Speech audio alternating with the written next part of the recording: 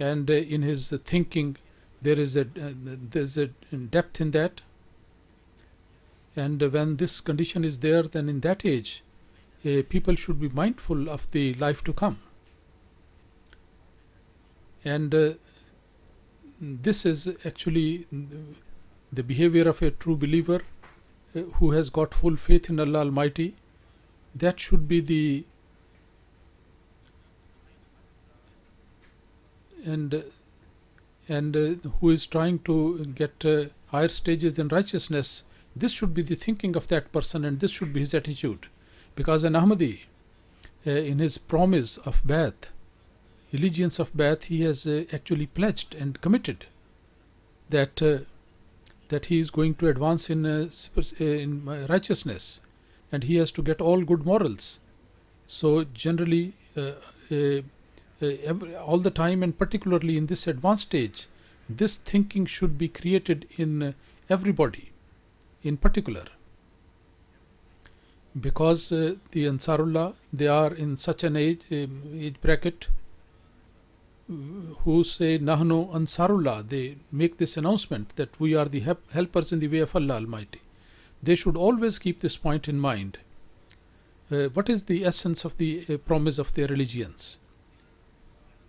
To avoid associating partners with Allah, avoiding falsehood and avoiding injustice, avoiding dishonesty and cheating, and avoiding rebellion, and also to suppress the selfish egos, and offering the 5 daily prayers, and paying attention to the offering of Tahajjud prayer, and seeking forgiveness and prayers and Durood. They should pay special attention to that and perform Tasbih Tahmeed, glorification of Allah.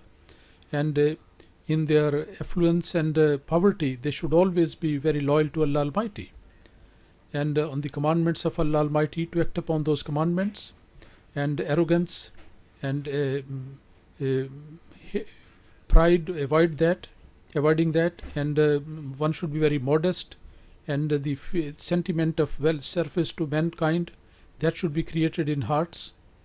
And Hazrat Masih Maud Islam, the total obedience to the promised Messiah Islam, and one should come under the yoke of that. This is the summary of the 10 conditions of Bai'ats.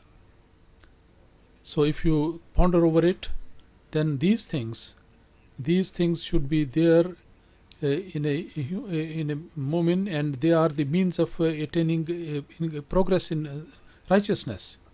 And these are the minimum standard and requirement which Hazrat Masih Maud Islam has expected from each and every Ahmadi. In this age, Huzur says,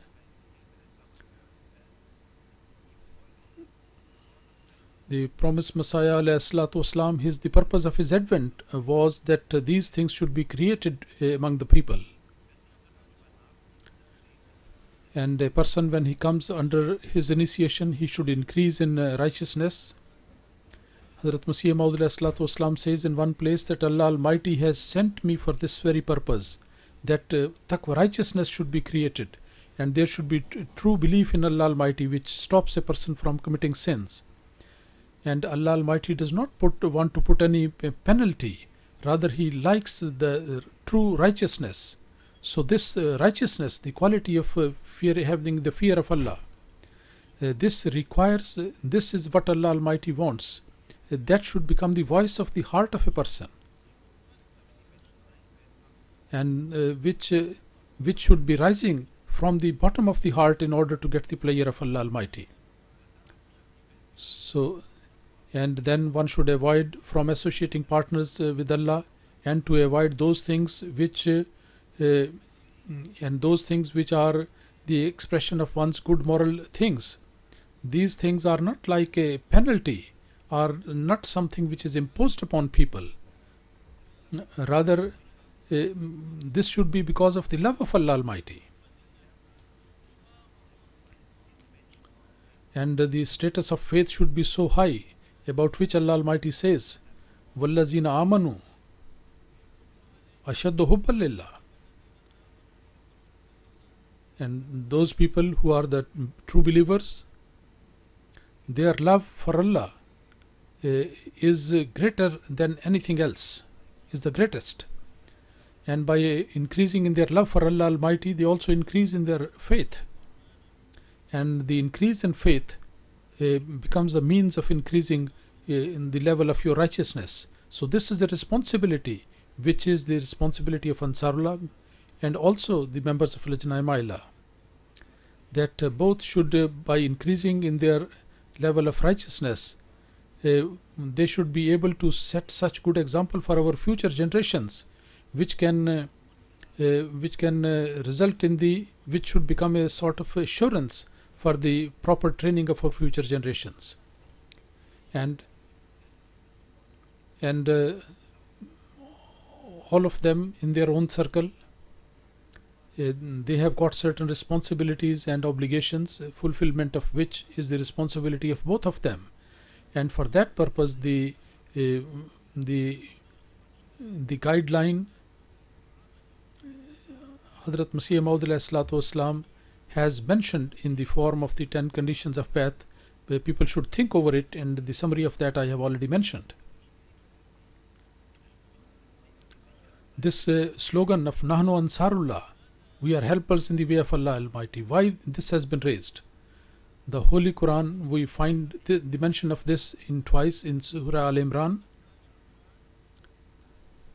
Allah Almighty says, فَلَمَّا أَحْسَ عِيسَى مِنْهُمُ الْكُفْرَ قَالَ مَنْ أَنْصَارِي إِلَى اللَّهِ قَالَ الْحَوَارِيُّونَ نَحْنُ أَنْصَارُ اللَّهِ آمَنَّا بِاللَّهِ وَشَهِدْ بِأَنَّنَا مُسْلِمُونَ. And when Hazrat Isa, he felt the indication of disbelief among them, then he asked that who is there who is going to be a helper in inviting the people to the path of Allah.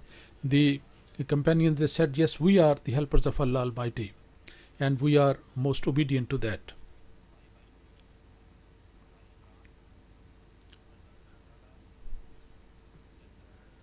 As this verse clearly indicates, that when Hazrat Isa alayhi salam, he saw that in disbelief and rejection people are increasing, then he said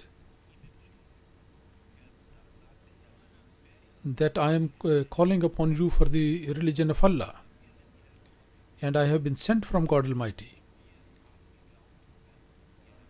Your survival lies in the fact that you believe in me and you recognize your Creator, Allah, and try to follow His commandments.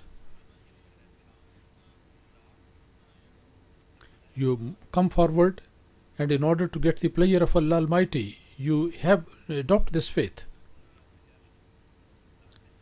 Some of them, those who were companions, they came forward, and when they said Nahnu Ansarullah, then they also prayed that Rabbana Amanna bima anzalta ilayna wattabana rasula faktubna ma shahidin, that, O our Allah, whatever you have